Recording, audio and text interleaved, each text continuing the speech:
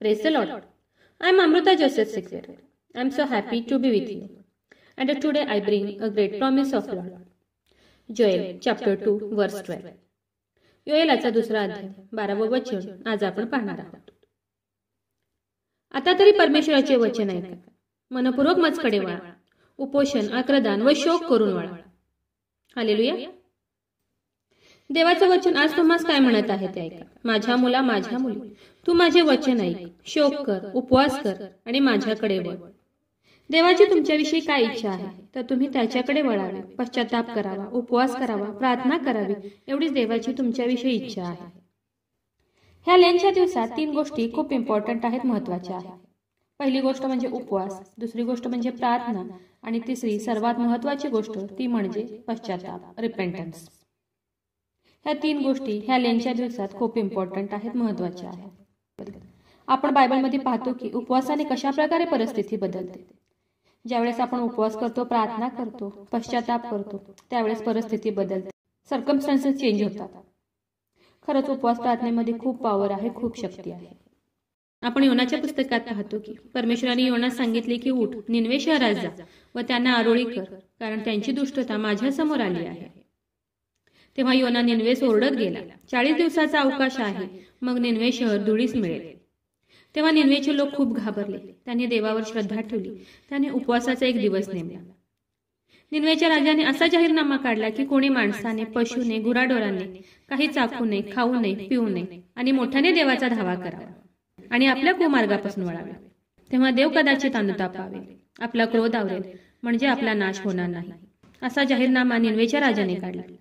ह्या वचनातून आपल्याला एक गोष्ट कळते, ती म्हणजे निनवेच्या लोकांनी पाणी न पिता निरंकार असा उपवास केला होता. पुढे आपण बायबलमध्ये पाहतो की तेव्हा देवाने त्यांचे वर्तन पाहिले. ते वाईट मार्गापासून कुमार्गापासून वळाले आहे हे देवाने पाहिले.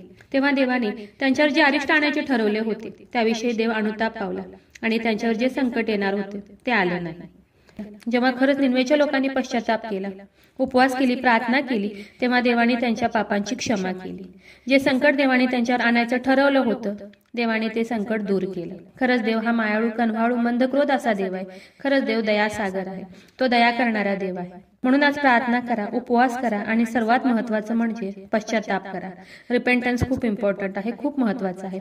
ज्यावेळेस आपण पश्चाताप करतो, ज्यावेळेस देवाला आपण विनंती करतो, आपल्या चुकांची क्षमा मागतो, त्यावेळेस देव आपल्याला आपल्या पापांची क्षमा करतो. म्हणून आज खूप विश्वासाने तुम्ही देवाला हाक मारा, प्रार्थना करा, उपवास करा आणि पश्चाताप करा.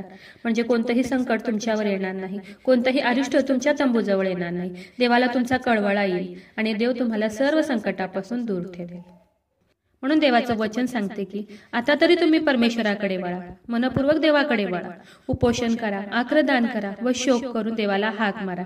एवढीच देवाची इच्छा आहे. तर चला देवाच्या वचनावर विश्वास ठेवूया, त्याच्या वचनाला क्लेम करूया. नक्कीच ह्या वचनाद्वारे देव तुम्हाला खूप खूप आशीर्वादित करू. खूप जणांना देवाच्या हे जिवंत वचनाची गरज आहे. खूप जणांपर्यंत तुम्ही देवाचं हे जिवंत वचन शेअर करा. देव तुम्हाला खूप खूप आशीर्वादित करू. शाल वी प्रे? हालेलुया. स्तुतीस पात्र, स्तुतीस योग्य देवा, धन्यवाद देते. हात उंच करून तुझी स्तुती, तुझं गौरव करते ईश्वराजा. तुझ्या नावाला मान, महिमा, गौरव आता आणि सदा सर्व काळ असू दे ईश्वराजा. सुंदर अशा दिवसासाठी मी मनापासून तुझे आभार मानते ईश्वराजा. सुंदर असं गोड प्रॉमिस प्रभू ईश्वपा तू आज आम्हाला दिलं, उपकार मानते ईश्वराजा. हो देव बाप्पा, तुझं वचन आहे प्रभू ईश्वपा. तुम्ही शोक करा, उपवास करा, प्रार्थना करा आणि पश्चाताप करा. एवढीच देव बाप्पा तुझ्या आमच्याबद्दलची इच्छा आहे प्रभू ईश्वपा.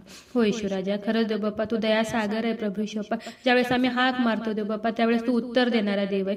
खरंच प्रभू ईश्वपा, जेवढ्याने तुझं आजचं हे वचन ऐकलंय प्रभू ईश्वपा, जे उपास प्रार्थनेत आहेत प्रभू ईश्वपा, तुला हाक मारत आहे देव बाप्पा, पश्चाताप करत आहेत प्रभू ईश्वपा, त्या प्रत्येकासाठी आग्रहाची विनंती करत आहे प्रभू ईश्वपा. तू त्यांच्या सर्व पापांची क्षमा कर प्रभू ईश्वपा. आणि हो देव बाप्पा, ज्या गोष्टीसाठी त्यांनी आज उपवास केलाय, जी गोष्ट तुला मागत आहे, ज्या गोष्टीसाठी त्यांनी प्रार्थना केली, उपवास धरलाय प्रभू ईश्वपा, हो देव बाप्पा त्यांची तू प्रार्थना ऐक देव बाप्पा आणि त्यांना त्यांच्या प्रार्थनेचं, त्यांना त्यांच्या उपवासाचं तू आज उत्तर दे प्रभू ईश्वपा.